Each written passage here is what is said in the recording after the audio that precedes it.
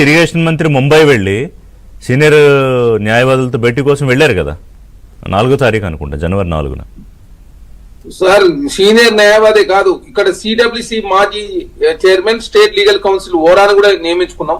అదే విధంగా అభిషేక్ మను సింగ్ గారు కావచ్చు, అదే కాకుండా సాత్విక్ సీనియర్ అడ్వకేట్, ముగ్గురు అడ్వకేట్లు, అదేవిధంగా ఉత్తమ్ కుమార్ రెడ్డి గారు ప్రతి నెల 2 సార్లు సుప్రీంకోర్టు పోయి తనే స్వయంగా ఆ కేసులకు అటెంప్ట్ అవుతూ తెలంగాణ రాష్ట్రంలో ఉన్నటువంటి సమస్యలను కూడా త్వరితగా పరిష్కరించుకోవాలని చెప్పి ప్రభుత్వం భావిస్తాం. వాళ్ళ అపెక్స్ కమిటీలో సమావేశాలకు పోతానికే కేసీఆర్ గారు ఆనాడు పోలేక ఒకటేసారి విజయ్ కుమార్ ట్రిబ్యునల్ తీర్పించే వరకు 209 కృష్ణా జిల్లాలని చెప్పి వాళ్ళే సంతకం పెట్టి వచ్చిపోయారు. అదే కాకుండా మీరు చూస్తున్న మన అసెంబ్లీ సమావేశాలు కూడా బీఆర్ఎస్ ప్రభుత్వం కృష్ణా జిల్లాల విషయం కావు, గోదావరి జిల్లా విషయం చర్చ పెట్టంటే పెడతామని చెప్పినాం.